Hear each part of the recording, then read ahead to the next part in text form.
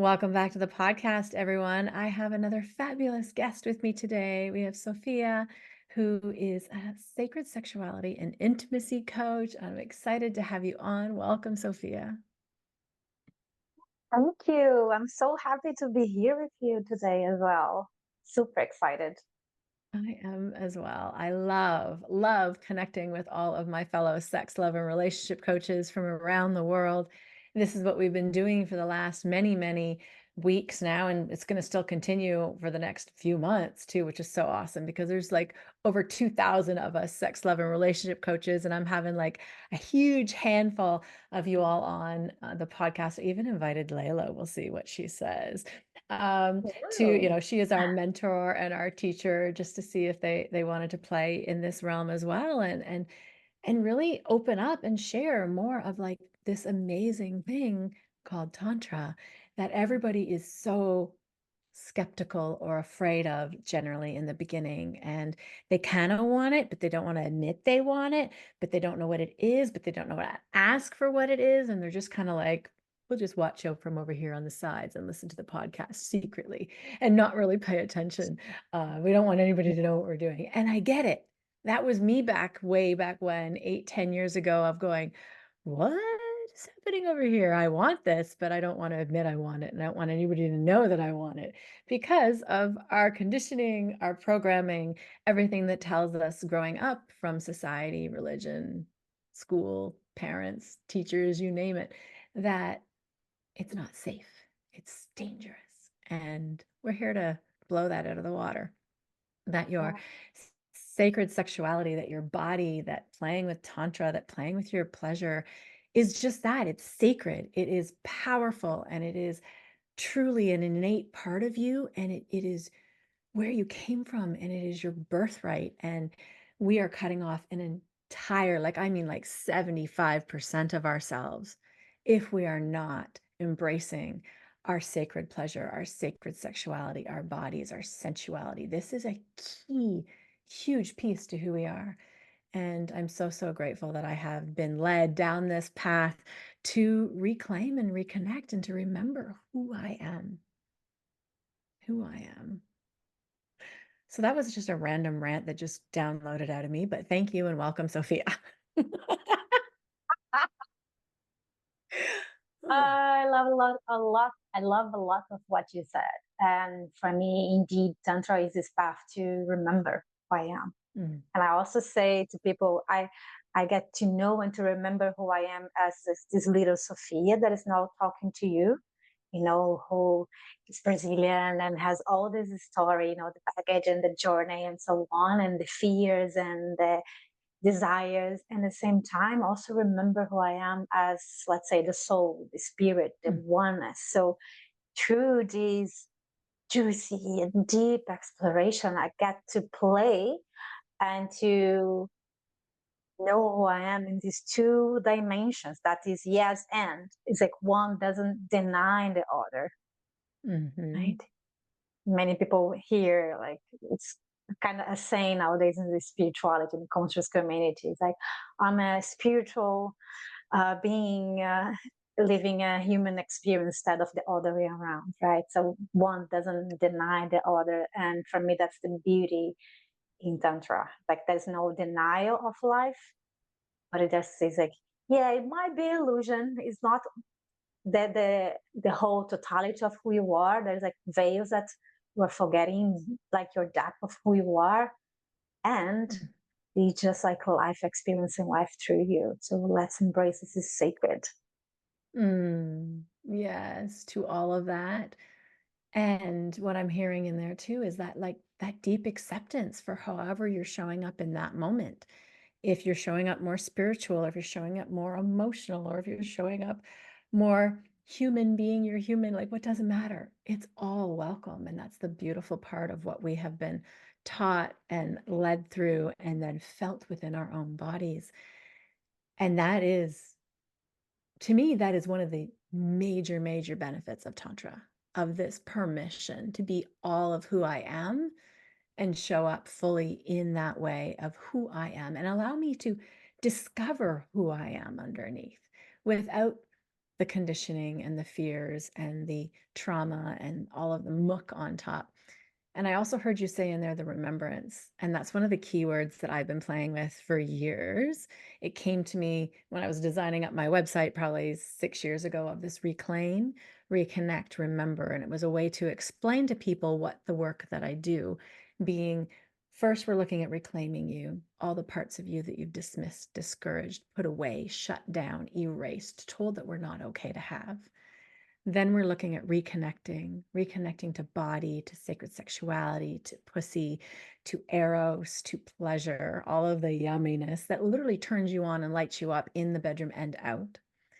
And by doing these two, I have found that is where I came to my remembrance, where I literally locked into body, locked into core, locked into sacral power, and remembered who I was. There's this deep sovereign remembrance that comes from Tantra that is just like, oh, just yes, more please, thank you, and yes, just yes. This remembrance. It's so beautiful and it's so sacred.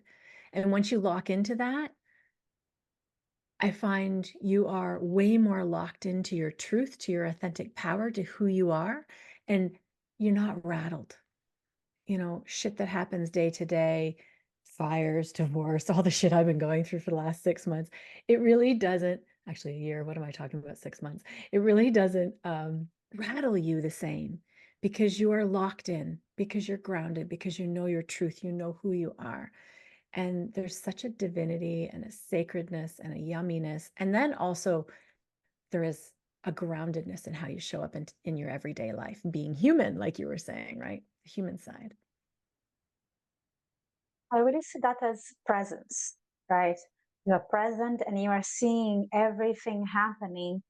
And for me, that's actually an art, you know, to not deny the thoughts, the emotions, but also not be carried by, because we tend to go through one of these uh, parts, one of the sides. Either we're like suppressing anything or everything that happened, or you just get carried by and make a whole thing becomes a huge thing. And once you drop into what you're saying, like you lock into my center, into my being, and I'm here grounded in myself, I know it's like, oh, yeah, it is, might be unpleasant, might be chaotic, it is painful, and it will pass. And I know that I know who I am, and I know that life takes care of me. I know that I'm safe.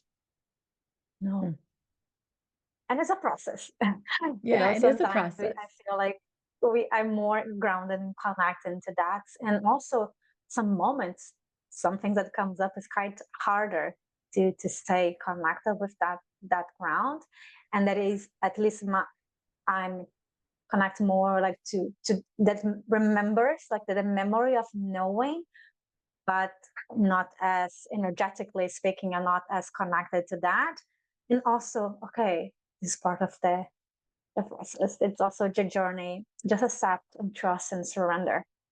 Mm-hmm. So my path Mm-hmm. was really a constant invitation to trust, just trust. Yes. Because my mind, my rationality wants things more and more and more and more and more.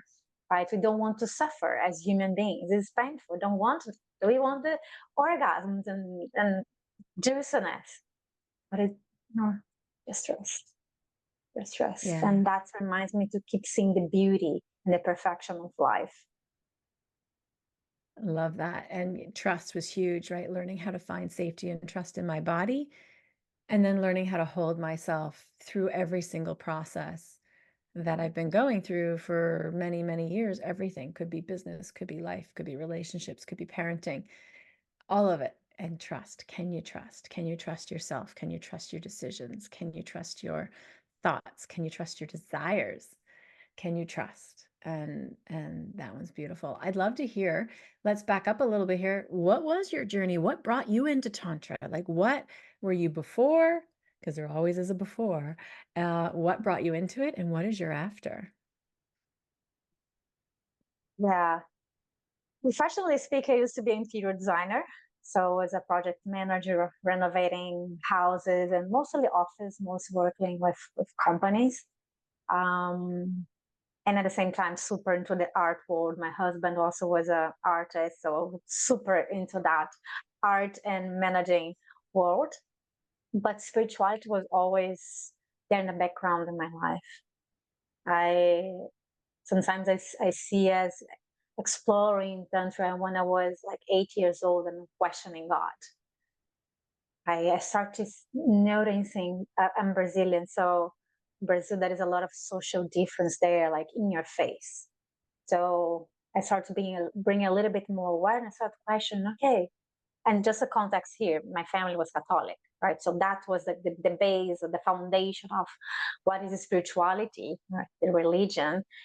So I started noticing that difference and wondering why there is this difference? If there is perfection, and I would think something along the lines, okay, it might be, let's say, 20s and driving your car drunk and you crash and you are in a wheelchair for the rest of your life. Yeah, that's on you. But if you're born like that, there's something that doesn't work here, right? And I started reflecting on that a lot. And okay, if God exists, he, and of course, is a he, is at least not fair. And kind of at the same time afraid and scared to, if God indeed exists and neither didn't believe on him, I would be screwed. So Hmm. kind of Going to hell. atheist, I Yep. didn't know that atheist such a thing existed, right? But I was kind of doubting it, but at the same time scared. And that was like for a couple of years, I was that in the background on and off in my mind. And my grandma started going to another religion, which explore more, actually not explore more, it's like believes in spirits, reincarnation, and something that they don't use that word, but karma. So when I got there, I think I was 11, and I was like, oh, reincarnation. Now everything makes sense. Okay, life goes on. And I was going to that religion, that doctrine for many years as like my earlier teenager years, and also when I was start working, going less there. But I really see the link as, because when I got into my first Tantra school, which was like Tantra yoga, and then there was a meditations and mantras, like right in the first classes, I was everything that they're saying here, let's say over 90% that they're saying here, actually I was already studying that religion like when I was 11. Like there's so many Mm. similarities here. And even an experience that I had with my first boyfriend when I was 16, this devotion, this openness and orgasm right with like trauma release at the age of 16 years, all of that just made sense when I got into Tantra later on. And I was like, Mm.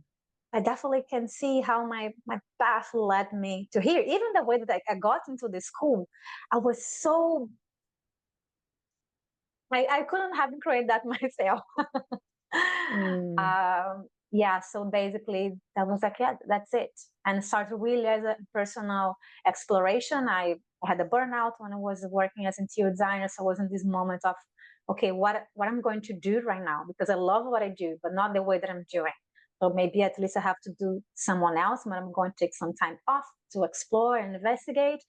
And then I find myself into this tantra school, and I never left the template. Mm. That was just that, like, changed my life to completely the way that I relate to my body, to who I am, that I relate to the world, how I communicate, how I set like my priorities in life changed completely. Everything.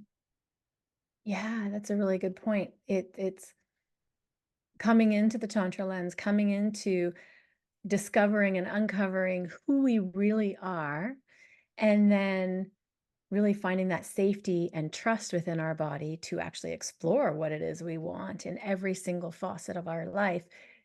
Using that tantric lens does change the way we show up. It changes the way that we communicate. It changes the way that we listen, changes the way that we understand. It changes the way that we hold compassion and space for ourselves, but also hold compassion and space for somebody else. It changes the way that I, allow even my adult kids at this point to have their emotions. And yet I also hold boundaries differently, right? So they can have their emotions and they can be upset and so forth, but they can't project it onto me. So I can, put up a strong boundary if I need to and go, whoa, your emotions and everything you're feeling is totally valid and welcome, but no puking them on me. Right. There's no projectiling them onto me. So it changes the way I create boundaries in my space to protect my space. And then it changes the way, of course, we show up in our body, in our sensuality, how we walk through life, what clothing I put on, how I eat.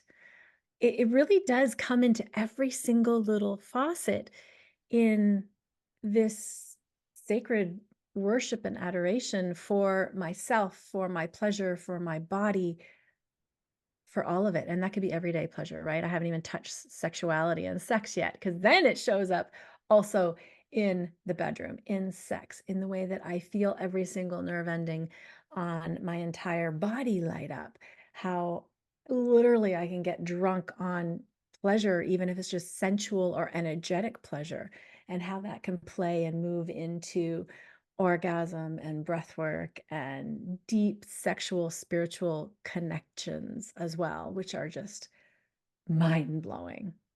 I want to hear more about your experience there.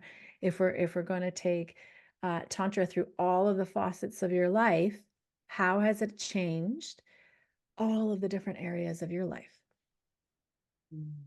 Yeah. Hmm. I really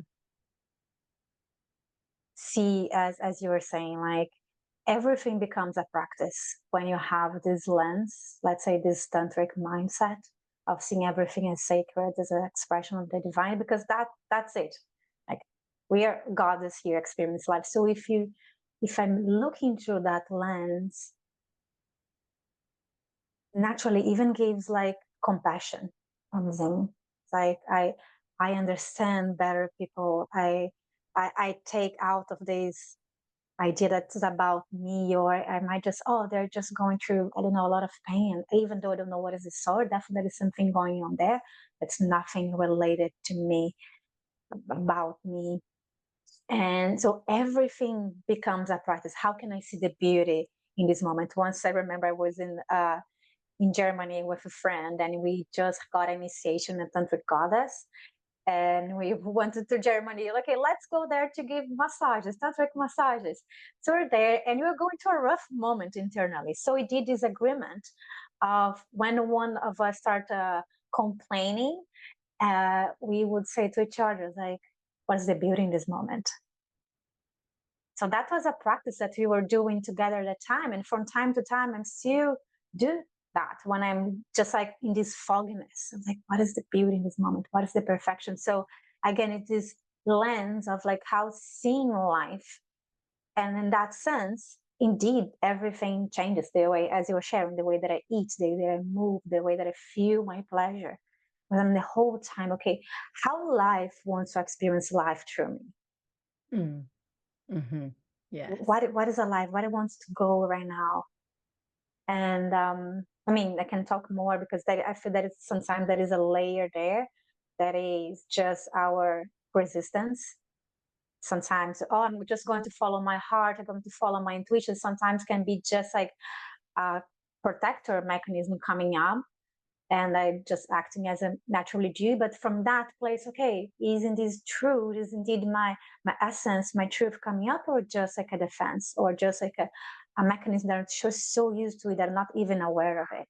And staying with that longer, and notice what is the answer. And sometimes I notice that yeah, it is a protector, it's a defense mechanism, and right now it still needs to be up here, but at least I have the awareness. Hmm. So again, everything coming back to this mindset, into the awareness, into the present, to what is alive right now, and allowing that to happen from a place of presence and being there. And indeed, when you add that into sexuality, just there is so much beauty, that is so much love that comes into the picture naturally, because there is just this gratitude and this awe that I both just in my solo practice or when I'm with someone, I feel so grateful that we are here together, that we are sharing these moments. And I always like also to share with people, you can do that even if it's someone that you're just starting to see. It doesn't need to be your life partner. You can have that level of connection and openness to get into this state, even as what I call transpersonal love. I love your existence. I love that you are here with me. I love that you are sharing here.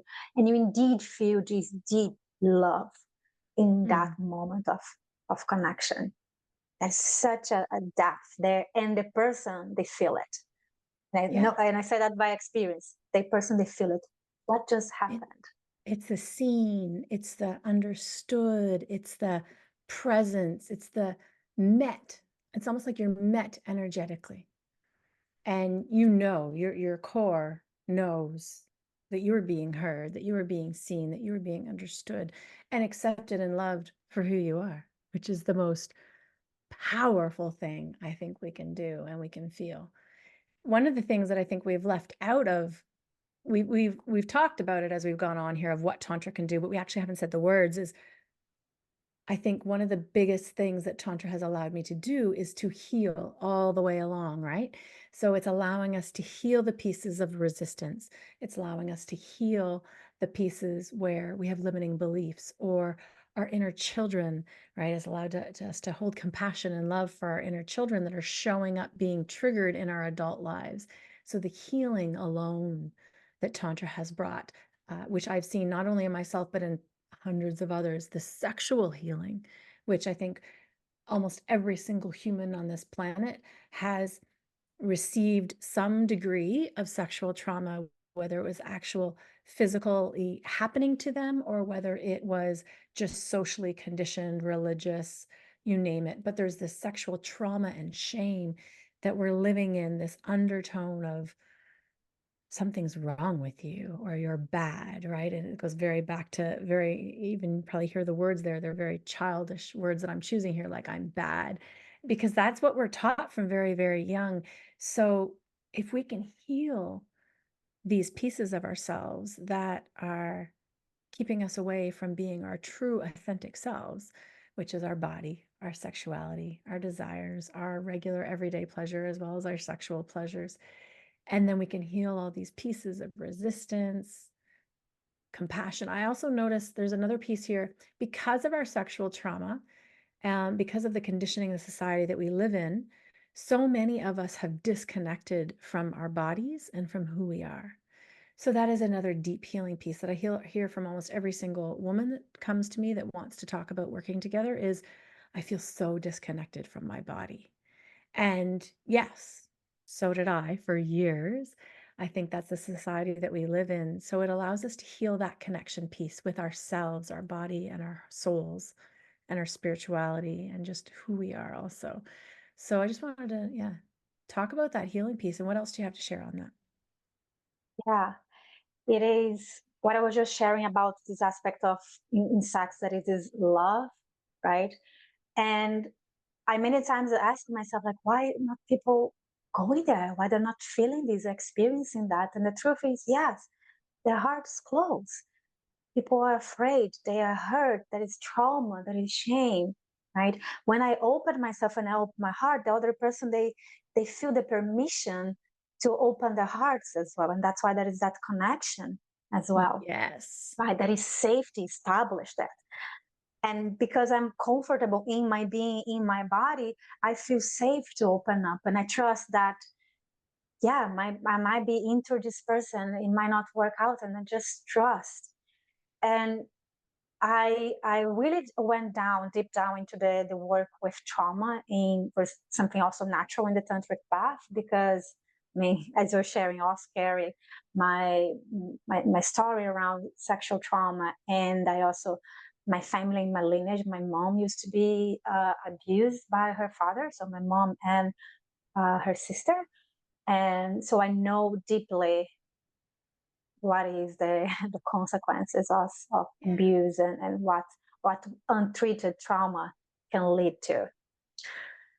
and also the consequence of being raised by a mother who's like severe complex trauma. And I started noticing as I was studying trauma, the connections with Tantra, even like we using different words. Right? In Tantra, you can say use the body to go beyond the body.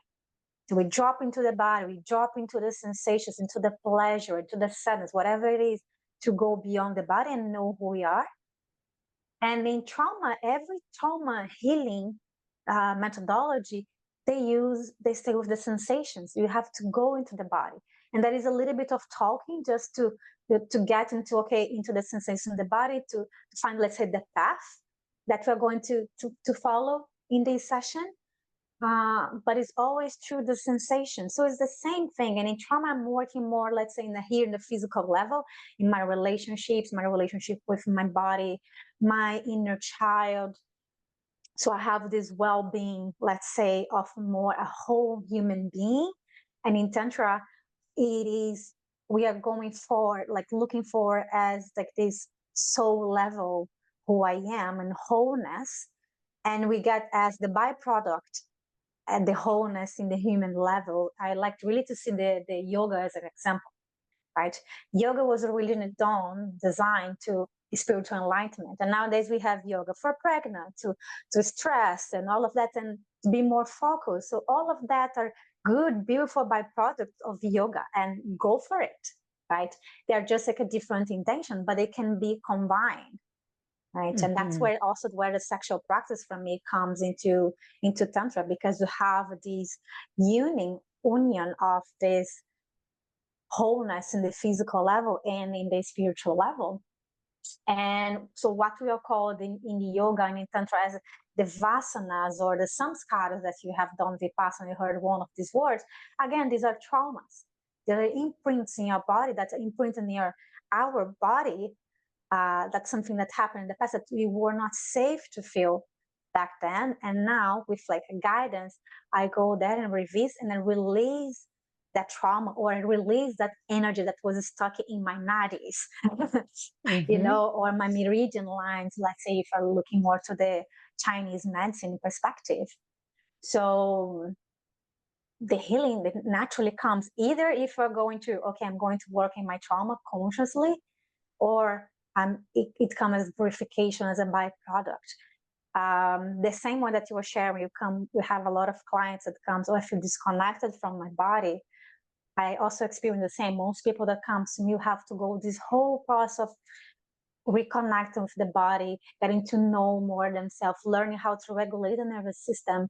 And little by little, we're adding this more transcendental and subtle elements. But first, most of people need to go full on in the body first, and then go out, go up. Yes. And that is a bit of like, some people have a different journey. They go up first, and that was a little bit my journey. I went up first, and then naturally life took me, poof, okay, Sophia, now Back it's time to down. work here and work with these layers from a different perspective.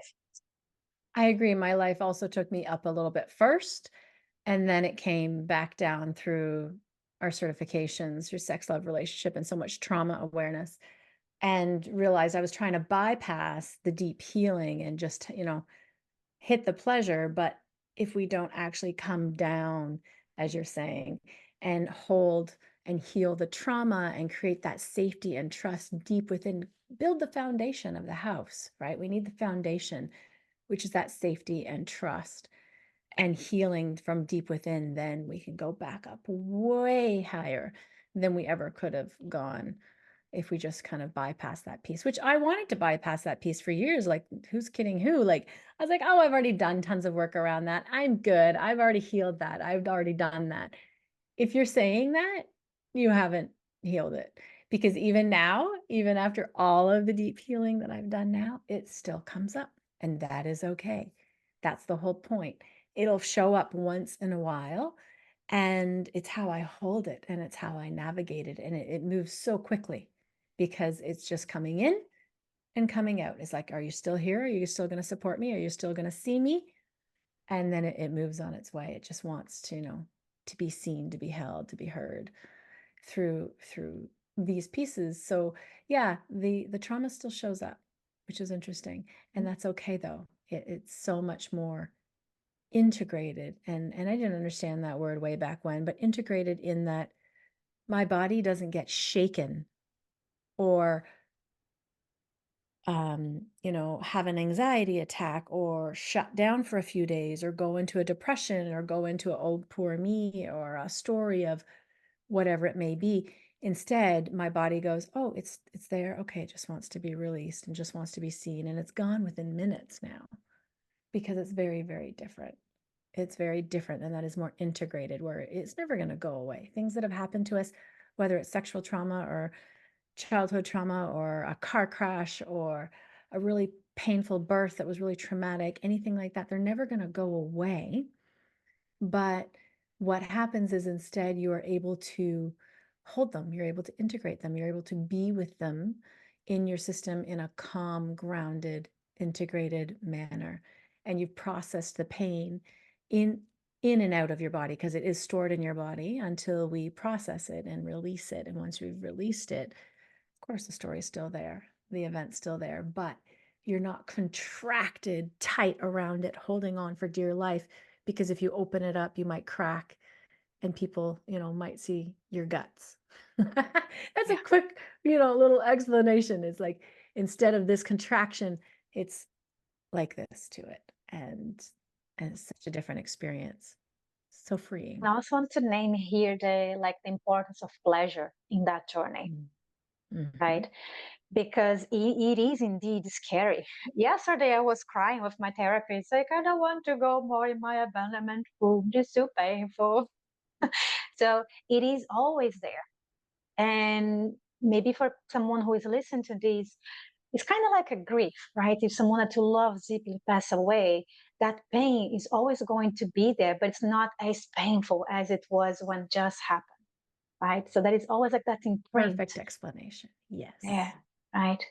So yeah, it is scary at the beginning, it might feel exhausting at the beginning. That's why you need support to go to the process, to go slow, to go gentle, because you don't want to cause more pain in the process, right?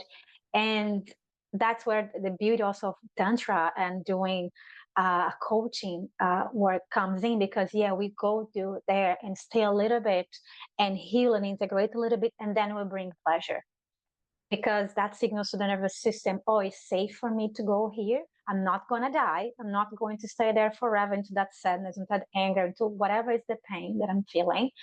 And I can come back to pleasure. It's safe.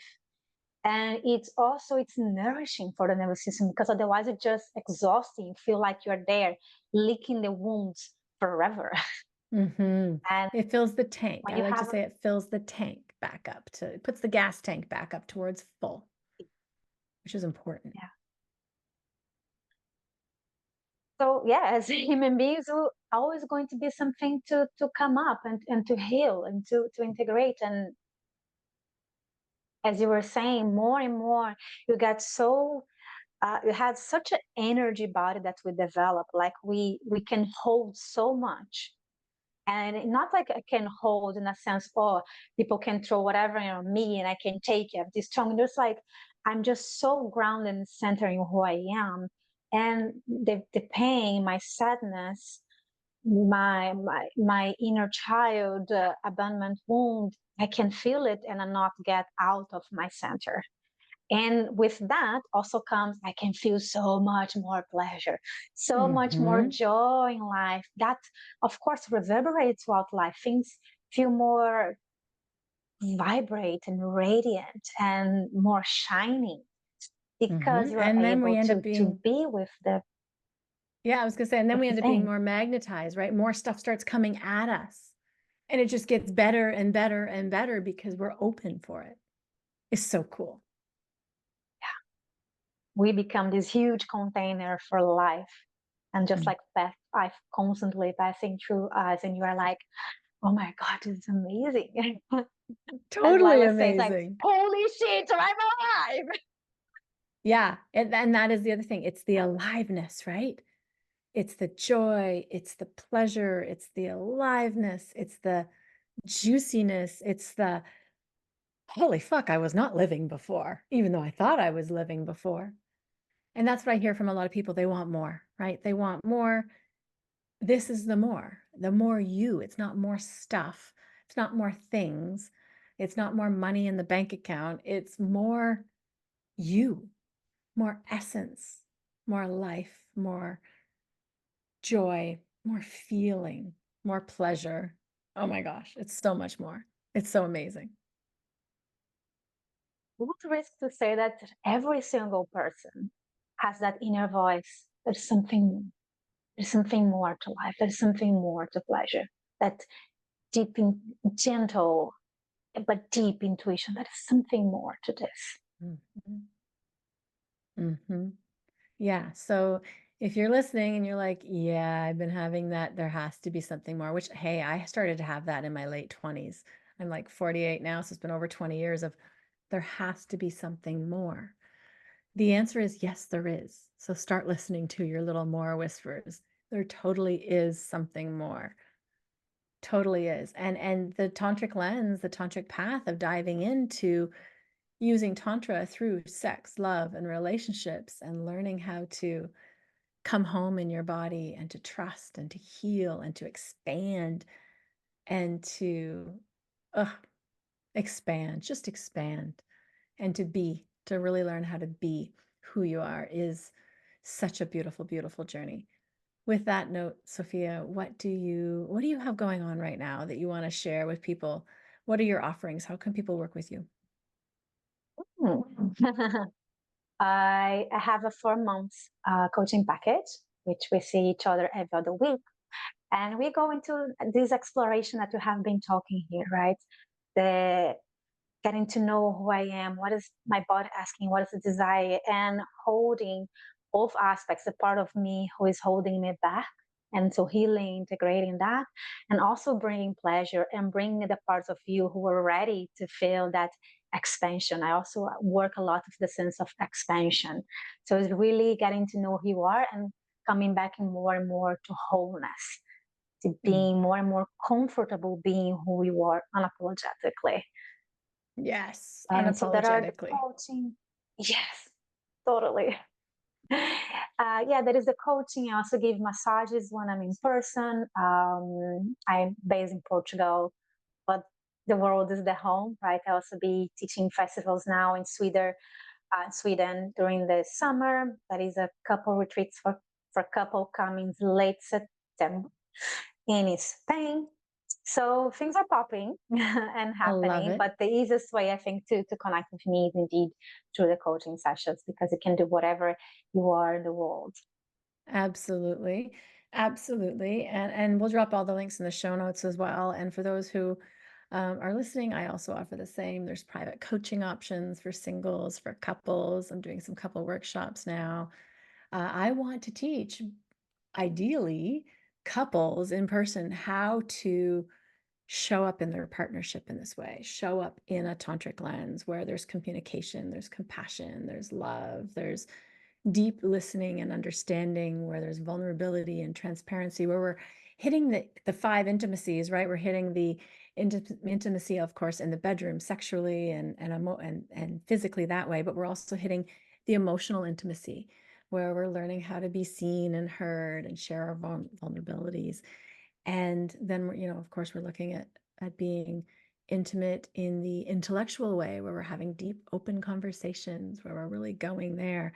We can show up intimately in socially, how we're showing up out there in the world and showing up that way. And then, of course, there's also intimacy in spirituality, where we're deepening into our core, our beliefs, what we believe in, what we experience, a little bit more of the woo sometimes, right? Like playing in that realm and being safe and being seen and being heard in that realm. So there's tons of options as well to work with me too, that we'll drop all the links in the show notes for those who are listening. And again, if one of us does not resonate with you, but you still have this deep desire for more, there are over 2,000 sex, love, and relationship coaches in the world. So please reach out. Yes, baby. And if we're not aligned, we have so many other people that we can line you up with. If you're wanting somebody a little bit more specific, different area of expertise, you name it. We know so many people. So please reach out. There is so much more available for you.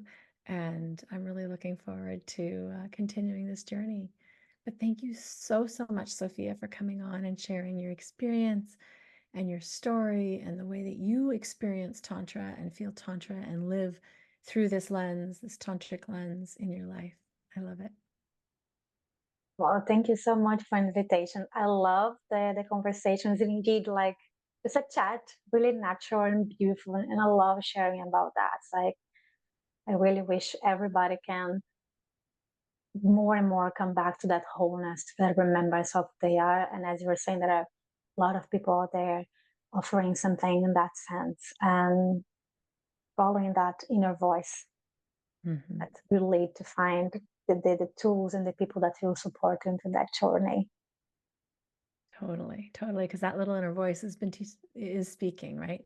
You get to listen to them, and if you're getting little hits, little callings, little whispers, that's your soul, right? That's your core of who you are. Listen to it, trust it. Hmm.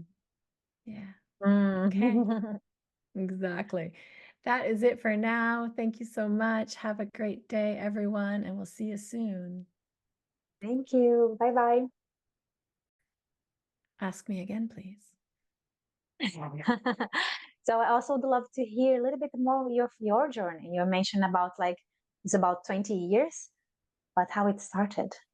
Yeah. Oh, my journey's going to go back earlier than 20 years. It's going to go back to, I'm 48 now, right? But some of the biggest hits in my life that I can recognize now were one, my mom leaving when I was like 5, which was a big one. And I recognized that more recently because I realized how shut down my heart was since I was 5, right? I think I shared with you before our podcast recording on how I wasn't even embracing Kimberly since then, because I think it was literally and that's my birth name, Kimberly, and I've been using Kim and been very adamant if somebody called me Kimberly in all those years where I was like, nope, it is Kim.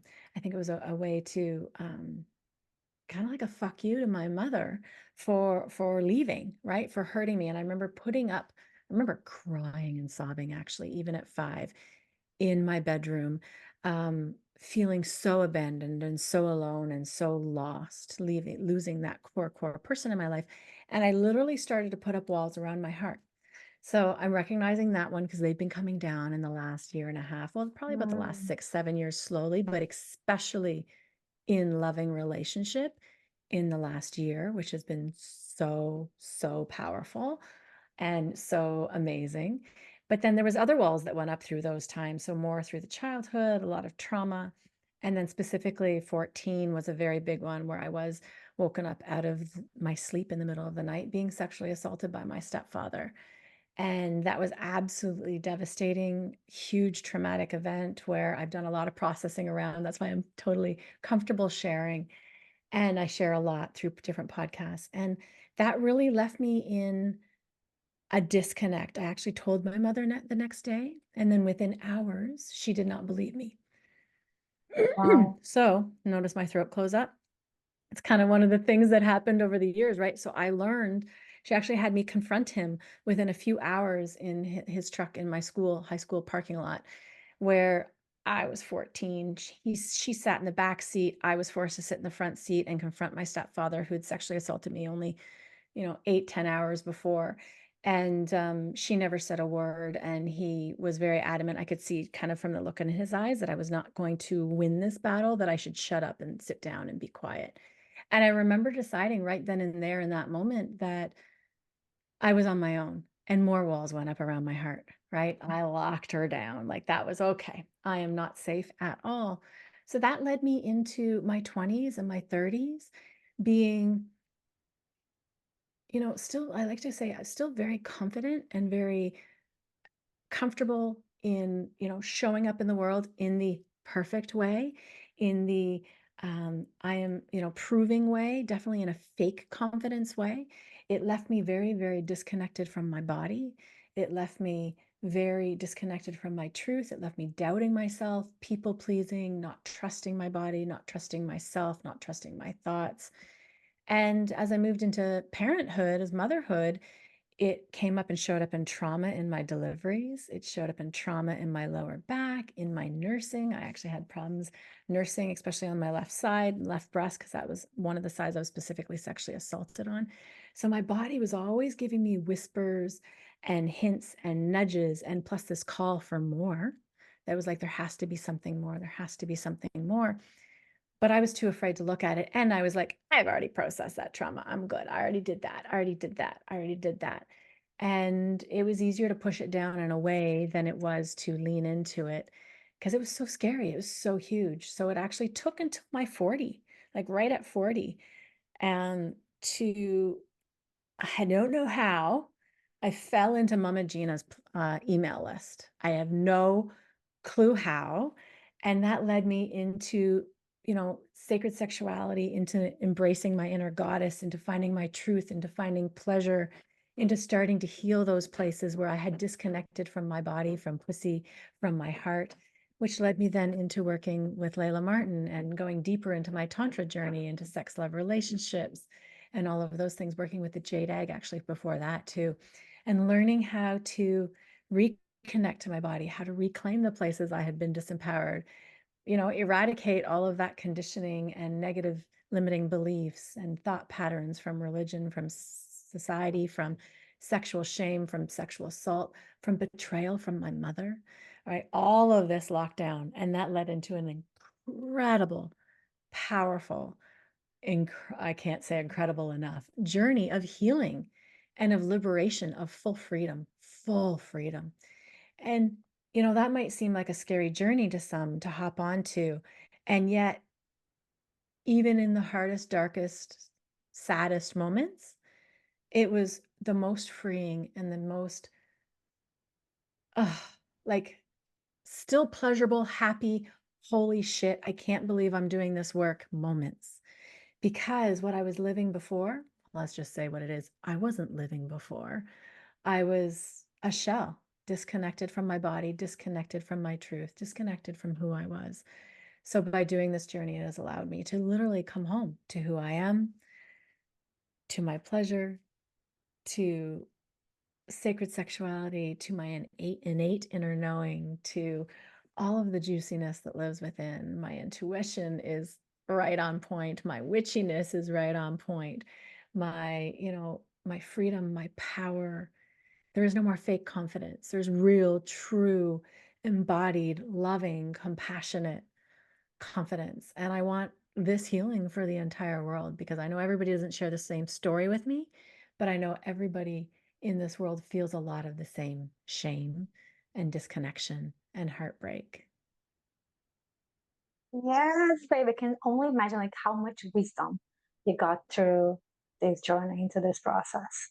Mm-hmm. And I was listening when you were sharing about the situation of your stepdad.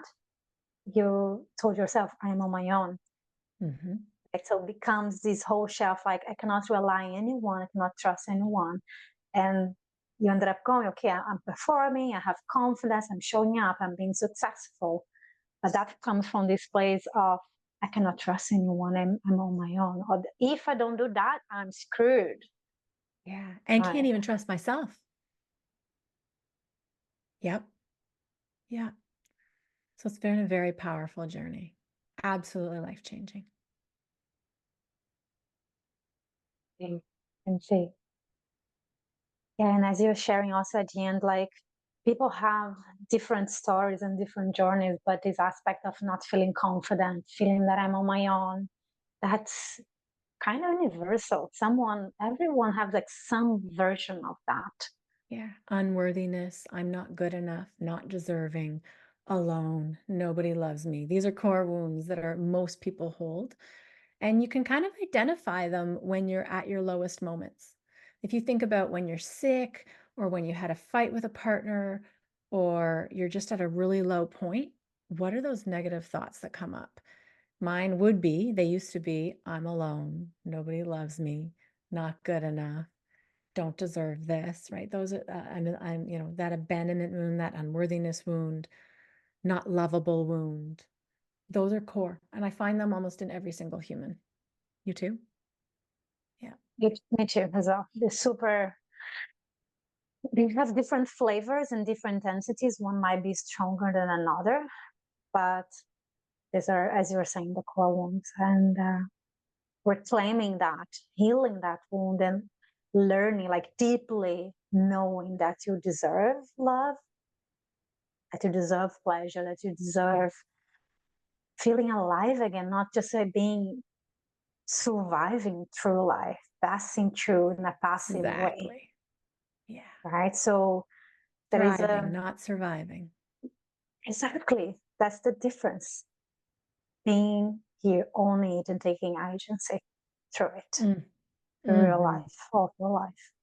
And like you just said, taking agency, it's taking your power back. It's reclaiming not only your body, your life, who you are, but then you also are reclaiming and taking your power back in your purpose. Like, why are you here? And that is the icing on the cake, right? That's like, okay, now we get to play. Now we get to create the life that we are here to create. And I actually think this is every single human's core purpose. Like, we are here to figure out why we're here. That's why we face these ups and downs and these painful things in life, to come back to know who we are. And as we take the agency and go into the journey, we come to that place that you were saying before, like, oh, I'm in my center, right? I'm in my being, my soul. We get into, and I am in my body, and I'm Yes. centered, anchoring, and anchored into who I am. Mm-hmm. Mm-hmm. Mm. Thank you for asking me that question. So beautiful. We're going to tap this on to the end of the podcast that you thought was the end of the podcast, but actually wasn't the end of the podcast, because now this is the end of the podcast.